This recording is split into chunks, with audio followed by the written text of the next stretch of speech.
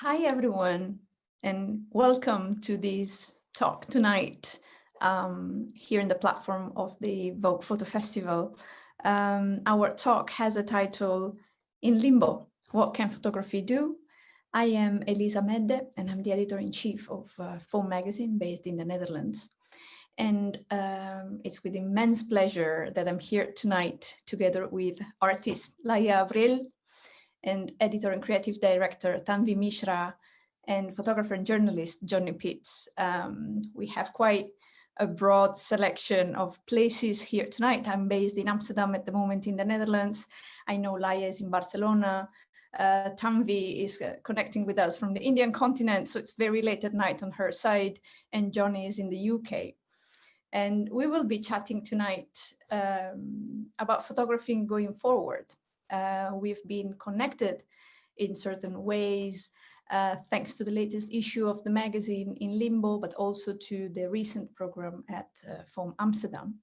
And so we thought of having this moment to talk about practices, whether it is creative practices, whether it is photographic practices, communicative practices. How do we deal with photography, and how can we assess and perhaps evaluate the potential of the images of the medium and the agency that we can put in it? Again, be it from an artistic point of view, from an editorial point of view, or communicative point of view. Once again, I'm very grateful for tonight. Laia and Johny are having at the moment exhibitions here in Amsterdam. We just opened sort of virtually the show of Laia at Foam Museum because the museum was closed until yesterday and opened. And her works are in the rooms. For Johny, we had the exhibition of Afropeans, his massive body of work, which comprises of pictures, a book actually, edited by Penguin, which I have here. It's a great bestseller, and a website. We had the show in the museum, and the show is now closed, but it is continuing in a different format in a public square in Amsterdam, in Mercatorplein. We'll talk about that later on. And Tanvi, she is the creative director of The Caravan, very important magazine in India, and she's also one of the founders and editor of Pics, another editorial project that focuses on photography from India, the subcontinent. I guess I would like to start our conversation tonight with Laia, just because it's right next to me here on this Zoom platform. Hi, Laia. Hi, how are you? How are you doing? I'm good. I'm very grateful to be here. All right. So your practice is very specific. You have been always been focusing in photography from a very deep research point of view. You collect materials, you focus on a project, you focus on a specific topic, and then you start collecting materials. You don't only take pictures, but we talk about objects, we talk about audio files, we talk about letters, we talk about testimonies, lots of things together. Something that is very central to your practice is the experience of the project, be that in a book, be that in an exhibition, be that in a presentation, this, which is also very common to what Johny does and Tanvi constructs in her magazine as well, this idea that it's not only a bidimensional experience of the image of all the information connected to the image that we have with our eyes, but it's an all-encompassing project, all-encompassing experience. The show we have on Foam right now is the second chapter of your history of misogynies. The second chapter is on rape, and the first chapter was on abortion. It's a very intense project that maybe you can describe to our public while I show some pictures of the installation. You know, I haven't yet almost talked about it, so it's a little bit strange. Yeah, because the project, we have the first show in Paris at the beginning of the year in February, and after we have programmed to have the show in different places, but of course the lockdowns and the pandemic make everything slower or postponed. And what is interesting is like I am in that kind of moment where I just released the work in a space, but I'm still working on the book, that I was just talking about it just 2 minutes before with you. Like, I really need this interaction with the audience in order to understand what I've done. Because when I work with the first platform being the space, the audience and the space is as important as what I've constructed, no? So if you want, we can, if you go to the show. So in a way, something that you said, it really resonated, that the fact that it's kind of a journey. And I realized when I first started researching, I don't really know much about the subject. I mean, of course I know about rape, or I can know about abortion, but not to the depth that I really want, or have to at the end of the project, to need to actually create a narrative or a consistent story to tell. And I realized lately that all the time the triggers that were making me choose the topics were actually very connected to me, were very connected to my story, were very connected to Spain, where I come from. And it was actually in 2018 when we have a very famous case, a trial from a gun rape called La Manada, where it was the first time that I realized how the systems were failing us in order to not only avoid people getting raped, but also avoid people, like, after people having some kind of justice. So it was kind of the Me Too movement in Spain. And I decided that although we were having a lot of testimonies in the media, and for the first time it felt like it was easier to talk about rape in that kind of mainstream media, I realized that we were putting a lot of pressure on the victims and the survivors, and we were not maybe focusing on the institutions and the culture that was, again, not only not failing the victims and not punishing the perpetrators, but also kind of detonating or making a room for this to happen. So the first testimony is the same as with an abortion. They are quite specific testimonies that I look for during like 2 years. And I wanted to have, with the dresses that you saw in the first images, a symbol and a representation of those institutions where these kind of rapes are allowed, like from marriage to the military, from the church, or prison, the school, many countries all over the world, and having those testimonies together with these images of the dresses were kind of visualizing and making the audience to face this kind of collective failure that we have as a society. And that's the first part of the installation, or the first parts of the project. And the second part is, again, under the umbrella of a history of misogyny. With On Abortion, I wanted to make a comparison between the present and the past. And in a way, I was trying to make you kind of be surprised by the fact that those things were still happening. No, that's why, in a way, it also triggered me to make this long-term project. Like, people would tell me, well, this doesn't happen anymore, or this happens in other countries, whatever that means. So by researching, I realized what they were telling me was not true.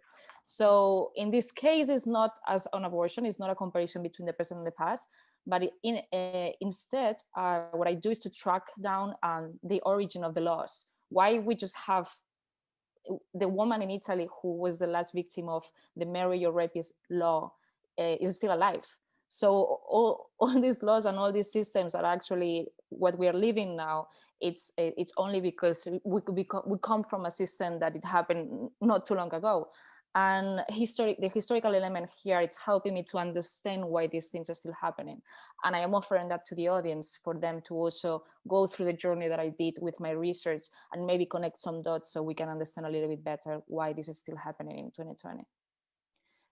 How was the reaction of the audience? Not just for this project, because it was shown at Le Fil du Calvaire before, but it was already during lockdown, basically. But it was before. It was before. Right, lockdown. Before. Yeah. So you did manage to have some firsthand. Yeah. No, it was really. Of how. I'm really, really grateful, because actually we have a lot of people visiting, something that now would be impossible to think about it. And it was really. This is what I mentioned. This is what I mean when I say I don't really understand what I've done until I've done it. Because with a book, you obviously can make a mock-up, and I'm used to working in editorial and with books, and it's not as that different, the final product, from something you are working with. Obviously, with installations, you can do mock-ups and you can have sketches and 3D, but obviously it's not the same. And I knew I wanted, for instance, the dresses to be real size. I knew I wanted to create a kind of like a feeling that you were facing them, and I didn't want to show them because I wanted to move the pressure from them for once, and not having to be judged again over and over for being the victim of a crime. And until I didn't have actually the people in the middle of the room looking at the dresses, looking at what was going on, I didn't know if what was actually the result, or if I was achieving my original goal. And it was, I mean, it was really special because the first room in Le Fil du Calvaire is quite similar to the one at FOAM. So you have kind of like a circular view from the middle of the room, and you can actually be around them and read their testimonies. So it was really necessary for me to have that first experience, and I'm hoping to also being able to be at FOAM soon and see how it works over there. Yeah, I was wondering, because I think it can be a very nice perspective that connects us to something very important that Tanvi wrote in her essay that we published in Limbo. I was wondering how has your method grown? How did you modify, or did you fine tune your method, since you actually, you already focused it this way, but of course you fine tune it over the years, since the early years and the projects about the eating disorders, and how you developed books and then the exhibition. How much has the feedback and the relation with the spectator has influenced your method in working and in the research as well? Yeah.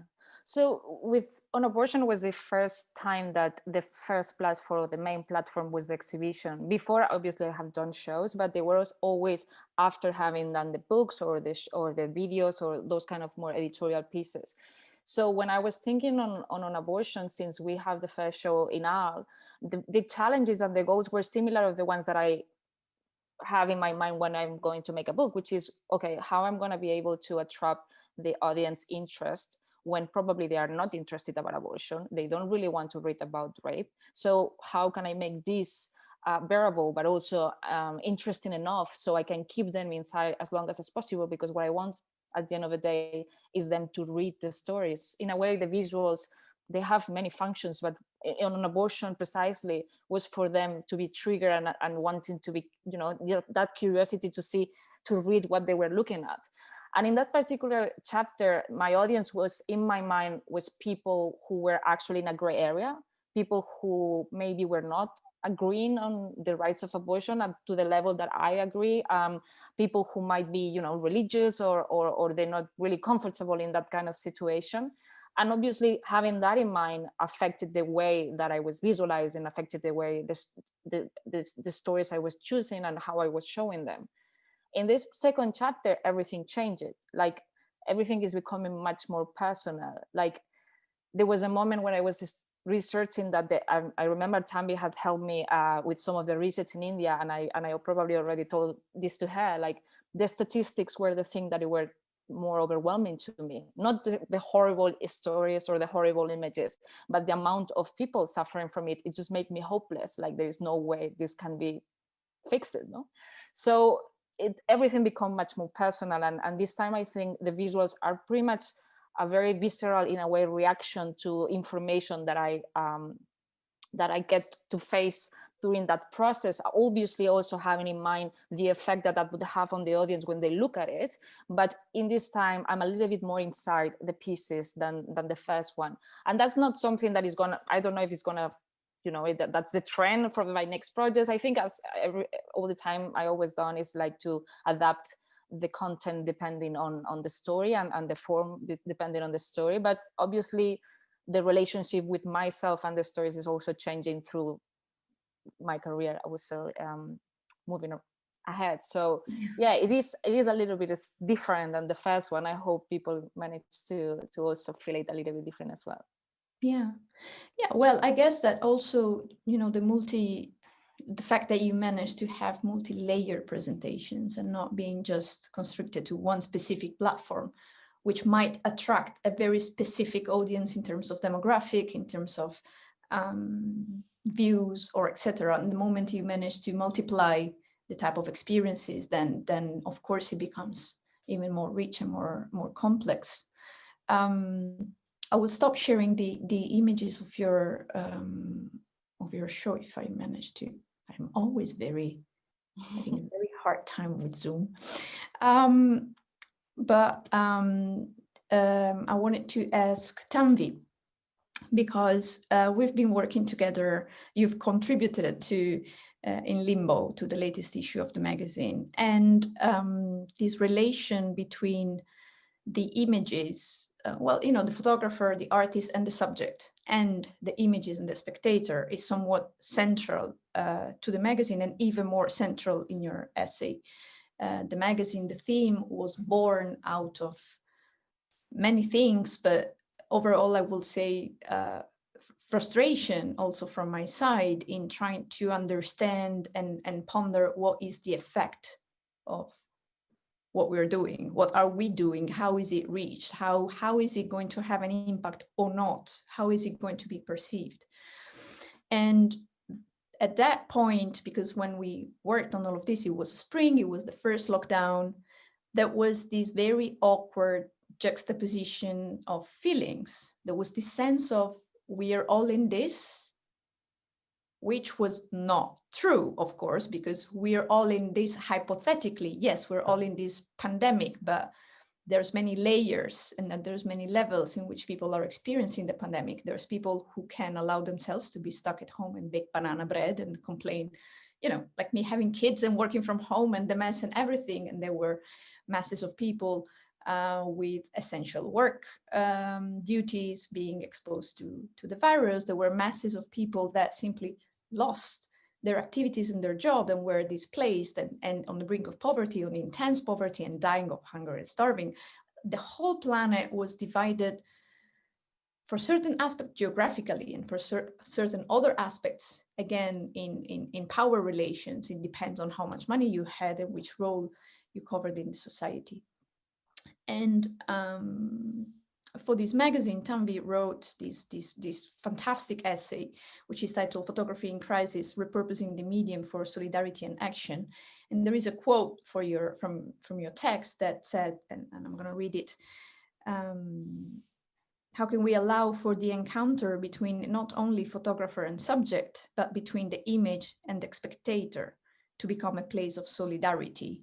And later on you follow saying, can actually the photograph cover the role of the impetus to remember, the catalyst to feel, and the impulse to act? And I wanted to ask you, how do you feel about this after a few months that you wrote these words? How has this grown, and how do you see that, or do you think that this has had any impact, or any did you experience any change, any shift in the way we consume photography and we live with it? I guess you're on mute. I'm still here. Yeah. Yeah. Well, thanks for having me here. Nice to be here amongst old friends and new. Yeah, the essay, it almost seems like it was written so long ago, you know. I mean, it was only a few months ago, but the pandemic just seems, sometimes it feels like things are moving too slow. And then sometimes it feels like the beginning of the pandemic just seems like another world. And so when I wrote the piece, I think I was in a space of deep frustration, maybe similar to where you were. But the frustration on my end was kind of stemming from the fact that I was one of those people who had the luxury of working from home. My day job is in a journalistic space. So while I was working from home, I was constantly confronted with images of what is coming to be known in India as the largest crisis, and since the partition, in terms of the movement of workers out of cities to their hometowns. And essentially, this was one of the biggest crises that unleashed in India in the first 3 months, because the lockdown came about so suddenly that workers who were on a daily wage, and India has a large informal sector, they were just left without jobs overnight. And the government, which is essentially, I mean, anyway, quite a fascist government, also does not really look out for the welfare of its people. So while I was at home looking at these images to publish in our reported stories, and along with our reportage essays, opinions on this very crisis, I felt quite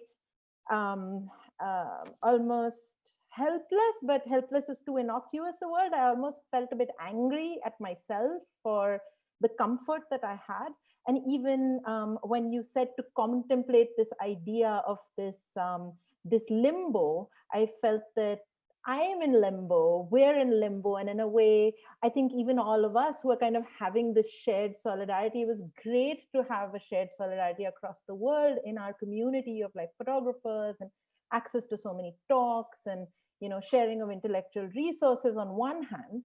And then on the other hand, I'm like, what is the sameness? Like my life is not the same as the people in that photograph, because they're waiting on a highway for somebody to give them a ride home, because people were walking thousands of kilometers because the government also shut down any transportation.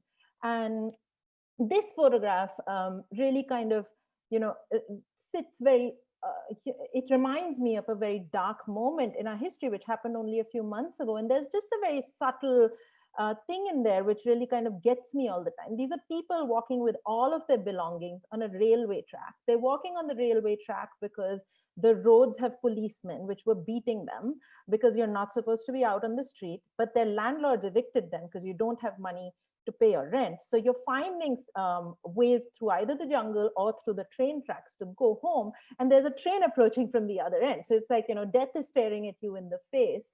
And a few weeks before, in fact, the photographer who took this image, it's kind of a sort of a memorialization to an actual incident that happened where people did die on a train track because they were lying on the train track while walking home, and they died of exhaustion. I mean, they were lying down because of exhaustion and they got run over by the train. So this was kind of the reality that we were grappling with. And I felt photographs were constantly throwing me into a point of reckoning, where it was kind of smacking me with my privilege constantly in my face. And India is a place of like large scale, insane inequality. But I think for me, it became very magnified living in the confines of my home. I think when you're in the daily scheme of things, you have some amount of interaction with the outside world. Maybe you can call it distraction, or maybe you can just call it that there is conversation around to keep you going. When you're in isolation, only confronted with this, I think there's a very magnified impact that these photographs had on me. So yeah, I felt that the photographs were a point of reckoning in a way, but I was also very moved, and this is kind of like a strain of optimism that comes up once in a while that you like grab onto before it slips again, is where on social media I was seeing a lot of people, either photographers who were sharing these images, or migrants themselves or workers themselves sharing images that they were taking of themselves, of their journeys home, because no photographers are going to walk with them all the way home. You're not going to do it. You're not going to walk 1,000 kilometers. You're going to go in your car to the distance that you can. You're going to photograph them because it's also the pandemic, so you don't want to get infected. So we were seeing a lot of these images coming out from the workers themselves, where they were calls for help, saying, look at our condition. This is what we're going through. You guys are in your homes. We're in in trucks which are overloaded, if we manage to find transport. So I also found that ability to cry out for help and social media amplifying that. I saw that happening, and at the same time, I saw a lot of citizen efforts mobilized. And I would like to believe that that there was a correlation. I think it needs like somebody to maybe like sit and do a PhD on this to actually find the real correlations. But I was seeing it happen at the same time. Civil society was waking up to be like watching this, and you just couldn't sit still. I think for me, a part of some kind of solace was that my day job is involved in journalism. So in a way, you get almost like somewhat satisfied, not really satisfied, but like you feel that that's one role that you fulfill. But I was watching so many people around me, like recounting photographs that they saw, and they said, we can't look at this anymore. We have to take to the streets, and we have to distribute food, and etc. So they kind of stepped in for the government. So that is what was happening then. What's my relation with the image from then to now? I mean, I feel I have a very conflicted relationship with photography, just because of the heavy power imbalance. But I think being in a journalistic institution, I also recognize that if we're not going to record this moment, you're kind of playing into the hands of the oppressor. So it's, if these moments are invisibilized, there's no record left. And that's kind of what they want. They want this to be invisible. So it's like a very fine negotiation. And something that I also reference in the essay, which I always I feel that it's a real moment in like Indian photographic history, where somebody who is an actual like highest officer in the law, which is the Additional Solicitor General, is in the Supreme Court saying the words that photographers are vultures. The photographers who are going out and photographing the migrants walking home are vultures because they're not doing enough to help them. So in a sense, the government is pinning blame on the photographer. Paradoxical, huh? Yeah, like, they're completely refuting what's happening in the photo, and it's like shooting the person, shooting the messenger. But for me, it really became a sign of, oh my God, these photographs are making them uncomfortable. These photographs are making them so uncomfortable that they're fumbling. They're fumbling to blame the creator of the image. And that to me was quite powerful. I feel that the Additional Solicitor General kind of like almost reinvigorated photography for a lot of photographers. Like there's meaning in your work, and it's important to record these histories. And I think the essay kind of moves between 2 points of, I think, this moment of reckoning and privilege. And something, if you don't mind, like there were just these 2 sentences, because a lot of my essay and a lot of my thinking is borrowed from Ariella Aisha-Azoulay, who writes The Civil Contract of Photography, and also her latest book of Unlearning Imperialism. I mean, even though her context is Palestine, I see that it applies to so many power relations in photography across the world. And even this thing of image and spectator, I mean, it's heavily borrowed from her thinking. But there was something that she says that really stayed with me, where she talks about responsibility and accountability, where she says that, postmodern theorists who bore witness to a glut of images were the first to fall prey to a kind of image fatigue. They simply stopped looking. And the world filled up with images of horrors, and they loudly proclaimed that the viewer's eye had grown unseeing, proceeding to unburden themselves of the responsibility to hold on to the elementary gesture of looking at what is presented at one's gaze. So it's like, how dare you look away? These people are dying, and you're saying we've seen too many, so we're getting saturated. And while I mean, somebody like Laia's exhibition, when I saw the first time, I was so moved. I've told her this before, that I couldn't bear to look at anything else for the rest of the day. I mean, it stopped all conversation for me. It got to me at a kind of experiential kind of gut level. And I'm all for new techniques of evoking emotion in people, but it's like we have a responsibility to keep looking. There is so much atrocity in the world. You have to keep looking. So I think that's what the pandemic has kind of done to me. It's like brought me back to be held to account. And I think constantly, as creators or curators or people who have this like very privileged position of showing things to the world, showing things to an audience, it's like we have to be responsible for not making these realities invisible. So that's kind of where I came from. Yeah, there's also this very I found very effective parallel that you make in the text, and it might seem an oversimplification at first, but it really gives the idea as if you have a sort of dichotomy that is laying with the empathy from the Sontag school and the accountability from the Ariella Azoulay school, and there's all the rest in the middle. And that magnifying glass that you were mentioning at the beginning, that we also called that switch that put off the background noise, reflected during the pandemic with everything that happened in the US and the murder of George Floyd. That was a video of 8 minutes and 46 seconds. And it was not the first time that those images came to the surface. George Floyd was not the first person killed by officers in cold blood, and has not been the last. I mean, the list is horrifyingly long. Yet those images and that video sparked something because it sort of happened in the vacuum. And that resonated in so many places on the planet, that resonated in many communities, and that resonated in many power relations, being extremely strong and extremely powerful within the Black community, obviously, and especially the Afro-American community.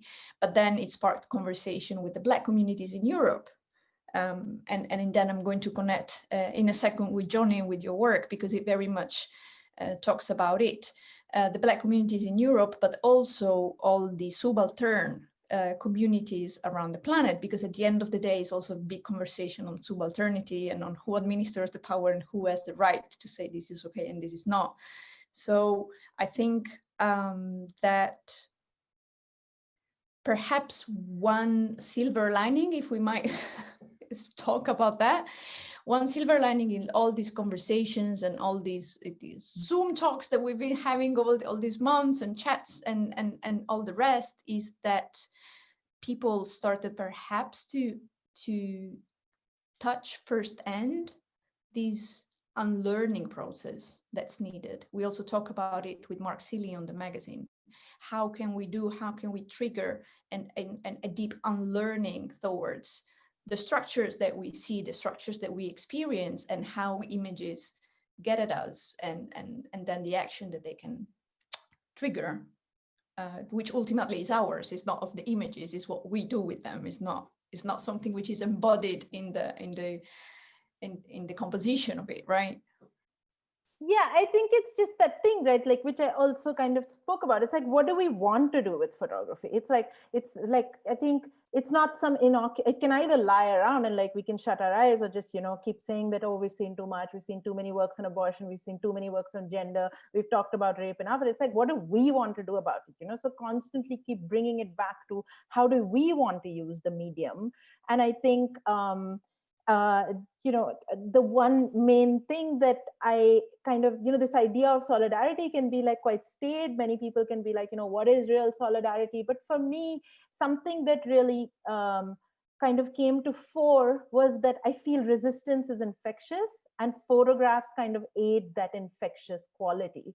So it's like, you look, I was watching the protests in the US, and they were all through photographs that I was kind of getting this like information.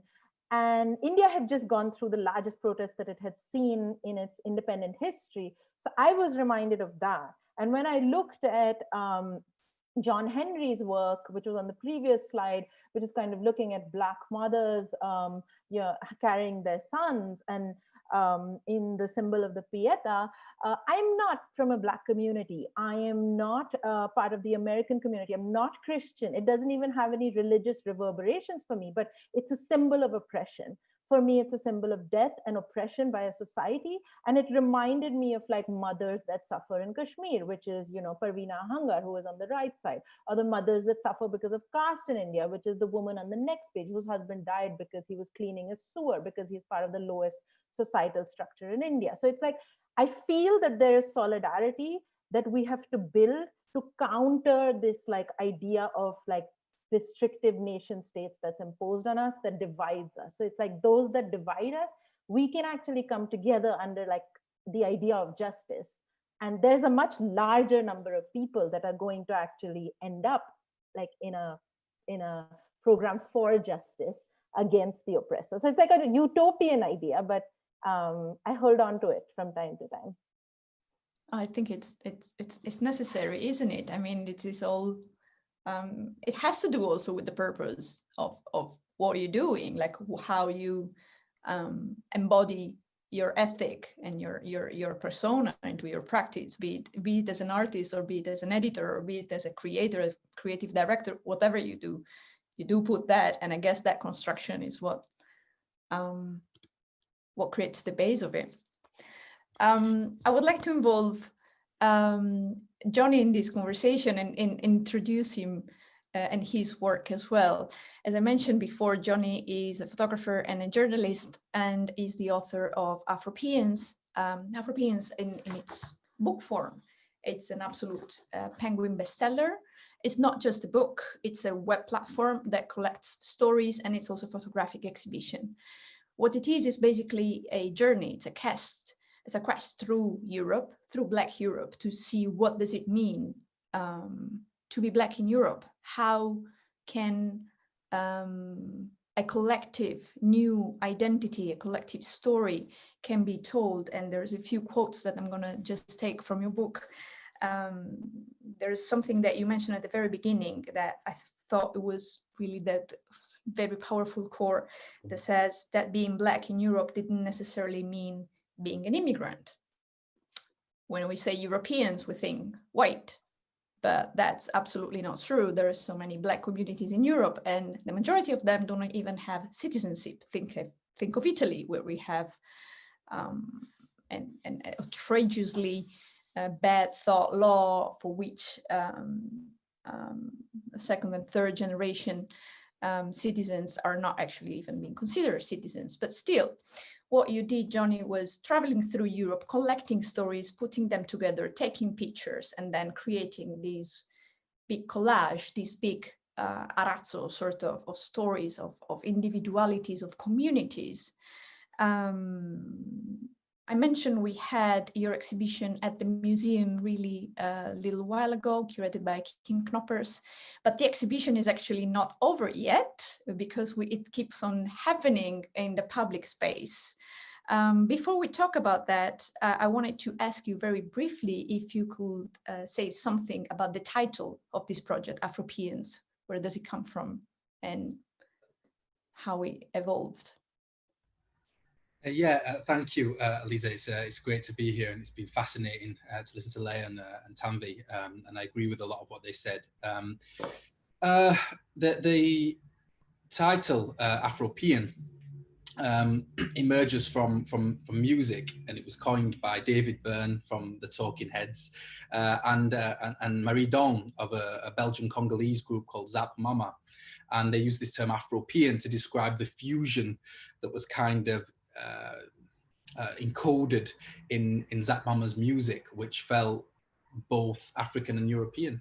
And what was key for me, I think, in terms of having this portmanteau, was that it suggested a Black European identity that was whole and unhyphenated. You know, it wasn't mixed this, half that, or Black other. I grew up having to tick Black other as my race on forms to apply for jobs and things like that in the UK. And for me, Afropean just felt very, I would say, elegant and coherent. It captured plurality in something that was very coherent. Now, at the beginning of my project, I was very attracted to this word Afropean, and it was something that I thought of as a kind of optimistic route forward, and something that was almost aspirational, I would say. I wanted to document the success stories of Black Europe, and present people who connected all their cultural allegiances and expressed them in a very elegant way. Now, as I started to apply that on the road, you know, as I began my journey around Europe, I started to realize that this sort of utopian notion of being Afropean didn't square with the reality of what I was seeing on the streets. It couldn't. What could Afropean mean for the people who are the Black people, still so many Black people who are sweeping European streets, who are tidying European beds, who are guarding European buildings, you know, who are sleeping on European streets. If Afropean was going to be anything, I realized it had to be, it had to make sense for more than a few success stories, Black European success stories.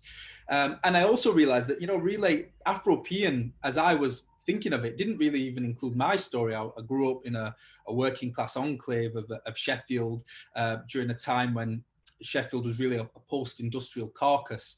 It's where there's a famous film, the specific part of Sheffield that I grew up in is where a famous film was shot called The Full Monty. I don't know if anybody's seen that film, but it's but that kind of wove out the multicultural experience of my area, which was very Yemeni, Jamaican, Somali, Indian, Pakistani. So I started to want to apply Afropean, this notion that suggested that we are Black people who aren't going anywhere anytime soon. And yes, you know, you mentioned at the beginning, you know, that it's a Blackness that isn't necessarily connected to asylum seeking or immigration. Now that's Afropean has to include those stories. I mentioned that at the beginning of my book, but it also has to go beyond that, because there are too many white Europeans who feel comfortable, even subconsciously, with that notion of the Black other, of a Blackness that is over there somewhere and that is trying to come in to this space. What I wanted to do is play around with the blur of identity, look at how Europe has drawn upon the world's pot to empower itself, how it's used raw materials from all over the world during the Industrial Revolution, how there's nobility, how Alexander Pushkin's great-grandfather was African, and Alexandre Dumas, and all these kind of stories that get woven out of the mythology and the myth-making, or what the activist Gloria Vecca calls the cultural archive of Europe. I wanted to play in the blur and try to insert these Black stories as really indelibly woven into European cultural fabric, so that people couldn't say, oh, that's this thing that happens over there that is now coming over here. No, it's more than 400 years and beyond of Black presence in Europe. And you know, as somebody who has brown skin in Europe, and you know, part of a community who came after World War II and helped to rebuild a city such as Sheffield, I feel I have as much ownership to Europe as anybody else. So, you know, in the end, I suppose the way I approached it, to paraphrase the poet Robert Frost, was, you know, my quarrel with the continent is a lover's quarrel. You know, so I was approaching it like as okay, Europe's mine. Like, I'm not fighting Europe, I'm fighting for Europe to be the place that it should be, and a safe place for people with brown skin. And so that's really the kind of the mood of my writing, and I would say also the mood of my photography. Yeah, well, this project has traveled quite a bit, and I would like to connect to what we were saying before about the relation with the spectator, right? With the relation with the viewer. What is the effect of these images? And I find that your body of work is very much inspiring from these aspects, because of the many ways in which it can reach people. There's something which is happening in Amsterdam right now, and I have a few images here. Your exhibition also lives in a public space. This square that you see in the images is called Mercatorplein, and it's the main square in a neighborhood that's called the Baarsjes. It's here in Amsterdam in West. And this is a very specific project that you worked on together with the curator of the show, Kim Knoppers, and artist and educator Angela Tellier, and is a participatory approach to an exhibition. They have worked together with the students from the New Amsterdam Academy, who have chosen a portion of your images out of the many that comprise the whole project. They've chosen a portion of them, and those images chosen by them were printed and installed in the square. And each of these tableaux contains a QR code. And when you go there with your phone with the QR code, you can access to information as of why that specific student, that specific young person decided to choose that image. And I wrote down the names of the students because I thought they did such an amazing work, and it was important to name them. They're Pien, Sumaya, Rike, Jochem, and Kristen. And another part, the whole public program related to your project had to be canceled because COVID. But I'm glad to say that next week there's actually something that's going to happen in Amsterdam at the Pakhuis de Zwijger, in which the kids from the neighborhood of the Baarsjes, they're going to talk about what these images triggered in them. And the whole point of this whole project was to both construct a relation between these youngsters and the neighborhood, and at the same time promote visual literacy and promote the conversation over the topic of your work and then the power of images. How did you experience that, and how do you feel with this expansion of your project? You know, in some ways, it's kind of how the photograph should be seen. I keep thinking of the work of I think his official title was the Minister of Communication or something like that, Emory Douglas for the Black Panthers. And I keep thinking of how his artwork aimed to suggest, aimed to galvanize and mobilize a Black community politically, that weren't always literate, you know, didn't always read. And so they'd put these posters of very political drawings out on the streets. And for me, that's always what I felt has been really important for my practice. As I began taking photographs of people, I was sort of taking these quite shallow depth of field images and almost like you know, like almost like a street style kind of book. And then I mean, it was great working with Kim as well, because I mean, already by the time the book came out, thankfully, I'd picked these images that were more from the periphery of the collection. And I think, especially working with Kim, what was great about it is I took thousands of images, but it was the images that really weren't the decisive moments, weren't the kind of tight geometry or of Cartier-Bresson or anything like that. It was kind of these images that felt uncertain and indecisive and blurry, and it makes me think of this quote by the writer Toni Morrison, who said, I stood on the periphery and claimed it as center. And I think that's actually what happened with my collection of images. It was not only was my journey through Europe very often a journey of towards peripheries, but I think the images became were selected weren't necessarily the ones that initially seemed the most powerful, but became more powerful, the more subtle. And actually, in the end, I think, well, actually in the beginning, should I say, what I wanted to start doing is take the kind of photographs, and I was inspired here by Francois Maspero and Anaïk France, who collaborated on an amazing book together called Passengers of the Roissy Express, a journey through the Paris suburbs in the early 90s. And what I loved about Anaïk France's photographs, and that is that the photographs were almost not amateur, but kind of not professional. And I was thinking about what magic they had. Why were they so magic? And it was that they looked like photographs that you might actually find on the floor in the spaces that have been visited. They look like almost that a family's photographs, something that that really felt like part of the fabric of the place that was being photographed. And I think that's what was great about working with Kim, is that that's what emerged out of this series, are these kind of small fragments that together, hopefully, speak of something powerful.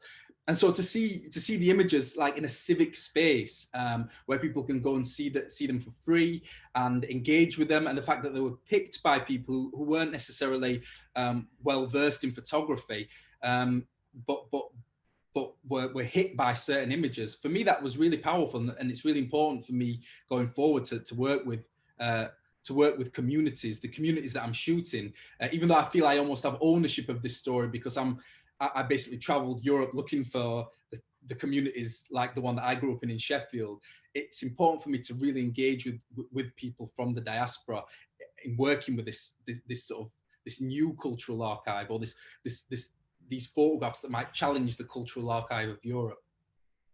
Yeah, I was wondering, because we're also running a bit out of time, even though I'd love to stay here forever for the moment, but a question to all of you in your domain, in your professional life. How much have you ever felt change in reaction? How much the feedback from your audience, be it for Laia and Johny, the public of your show, for Tanvi, the readers of the publications you work on, how much have you ever felt that what you were doing was being received, was being also processed, even criticized maybe, but just a good old reaction to that? Should I go? Yeah, please go ahead. You know, when it's also very much connected to the platforms, because when you maybe make a book, or you have the review or a publication in the media, obviously now people feels very it's very easy that they can contact you and, you know, send you an email. And I remember when I was doing on eating disorders that I would get emails every week, like many emails. I remember one very specific, because the last book was about this woman who died because of bulimia, and is a reconstruction of her grieving process as a family. And I remember people in a very extreme situation of having an eating disorders, or even like wanting to commit suicide, reaching to me. But there was some kind of obvious distance, because they were sending me emails that obviously affected me a lot. But it was not until we have an abortion that I have this kind of experience of having people coming to me to talk about their abortions all the time during the shows. And it was something. Like the first time, it was quite something, and sometimes I obviously appreciate it a lot, and it means a lot for me. And obviously that's what, you know, we do what we do, or at least I do what I do. But in another way, it's also sometimes a lot. Like it's you know, you want to be there and you want to have a conversation, but people kind of feels like it's a confession room for them to and I guess that's what I take, because I come from, my background is in journalism, and you know, I was influenced by documentary photography. I was a documentary photographer for a long time, and I have to kind of break with this utopic naive idea that the image is going to change the world, obviously because that was not going to happen, but also because I'm from the 2008 generation of photographers. Obviously a lot has changed. It's not like Life magazine anymore, no, what was going on. And that said, it was making me more realistic about and it was kind of a relief, you know. It was not on my hand. I was not as important to change anything, but at the same time I did not have that weight on me, so I could actually choose who to impact and which level. Like I would rather people stay in a show or having my book and spending a lot of time, which you have to, you want to actually understand my project. And then maybe it's less people, it's less mainstream. I reach, obviously it's elitist as well, because not everybody can buy a 40 euro book. The good thing about the shows is sometimes people get lost and by mistake ends in like abortion show, as I had nuns in Slovenia and things like that, which is kind of amazing. But obviously I'm demanding a lot from them. They have to read, they have to live the struggle. It's very hard. So if they decide to do that, that's a lot already for me. That's already something. Like I don't need to change their mind, or I don't need to have a real impact, no? And in a way that what impact meant when I was coming from documentary photography or journalism. Like for me, that kind of one-on-one email or connection, it's not because I want to be, you know, like cheesy about it, but it's actually why we do these things, or at least why I do these things. Tanvi. I think you're mute. Yeah, I keep myself muted if my dog's barking at the back or something. It'll interrupt you speaking. But I feel it's a lot more a question for artists. I think, like, as I always find myself to be a kind of an intermediary, and my job is to kind of be the conduit, like taking artists' work and putting it out into spaces. And I think it's a kind of expanding on what Laia says. Like, I think it really depends on like which space it is, like what platform it is. I've often you know, had to rethink works that I would feature in an exhibition in a gallery space, of whether I would bring it into a journalistic magazine.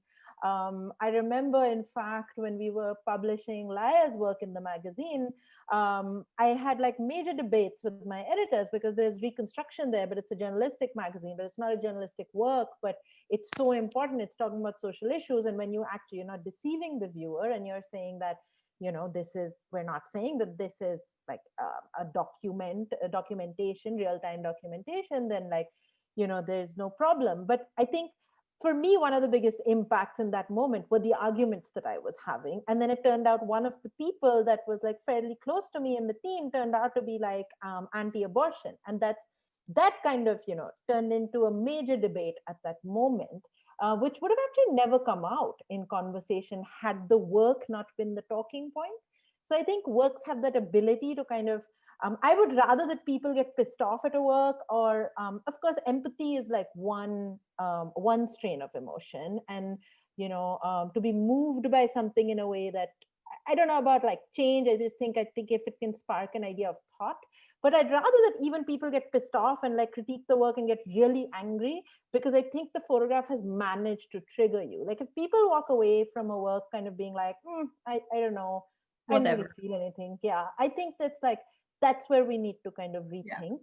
And I think in the recent past, like there was this amazing moment where we published Palani Kumar, this one photographer's work, who was looking at the Dalit community. The Dalit community is like the most oppressed community in India in the caste ladder. A reader just opened up a fundraiser, and they raised like a huge amount of money and to distribute to the family. So we had nothing to do with this, but it was just that the publication got it out to the world. So for me, though, that's change. Like I feel that that's the change that matters to me. So. And I'm always hopeful that it'll topple some government at some point of time.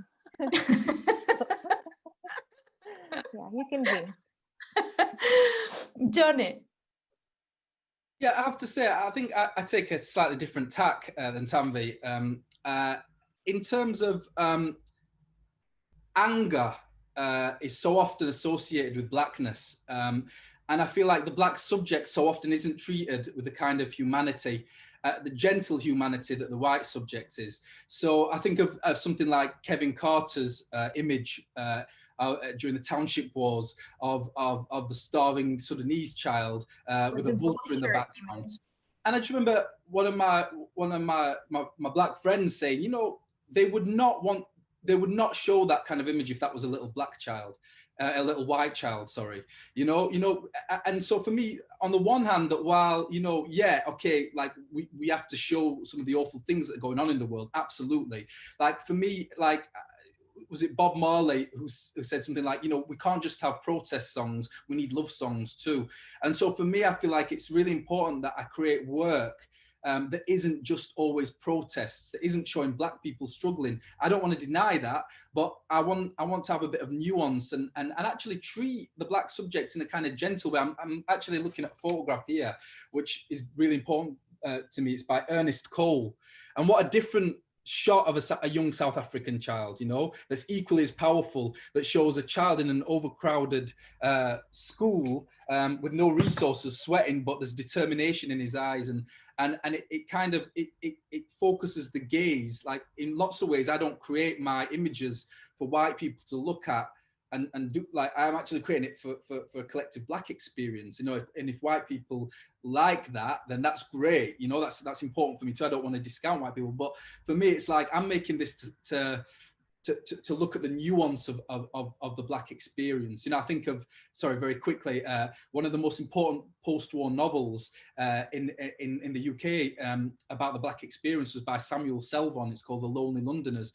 And what's powerful about that book is it's got this undercurrent, this subtlety of tragedy that is just beneath this kind of comedic element, because of course the experience of growing up tough, poor, black is not all just tragedy. There's a lot of other stuff mixed in there. So for me, what I want people to do when they look at my work, and which I think is kind of what happens, I don't get these powerful reactions to my work, is I want them to meditate upon it. I want my images to sink into their notion of who is European very quietly, in the same way that Luigi Ghirri in Italy challenges a kind of reductive notion of what Italy looks like. I almost want to do that with my work. I want it to gently marinate in people's psyches. How did you perceive the reactions, for example, from the kids for the Mercator Plane show? Was that what kind of experience was that for you? I haven't engaged with them at all, actually, and in fact, next week I'm going to take part in the event that you mentioned, and I'm hoping that I can actually engage with the kids. But I love their choices, I will say that much. But I didn't want to influence them at all. I wanted them to just make their own decisions and work really from that notion of instinct, of what they thought, what Paul Gilroy might have called black vernacular culture. I wanted people to look at my images and see something, you know, that maybe can't be explained in the images. I'm very curious as to why they chose the images that they did, but I didn't want to guide them too much. By their choices? No, well, not really, because in a certain way, all my images are like important for me. Like on that, you see that whole bricolage and these very different facets of what it means to be Black in Europe. Every single iteration of Blackness in each image is very important to me. So it's very egalitarian for me. I don't really have any favorite images, so they're all my favorites, you know. So it's but I thought I was astonished to see it in situ and see it just outdoors. It was a beautiful experience for me. In some ways, it felt more beautiful than the gallery space in some ways, or at least just as beautiful. Yeah, definitely. I think that's a lovely closure. I have a very long list of things I wanted to ask you, and of course I got like point 4.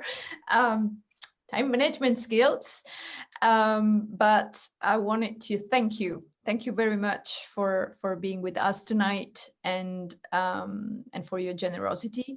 I have also forgotten to ask the public to type in their questions. Thankfully some of them did it anyway, so I did implement a few of them while we were talking, but it was extremely inspiring and I hope very interesting for our audience as well. So thanks again to everybody. And I hope there's going to be a chapter 2 soon in some shape or form. And I know I'll be working with the 3 of you very soon on the magazine in different forms. So it's just a goodbye. Thank you very much. Thank you.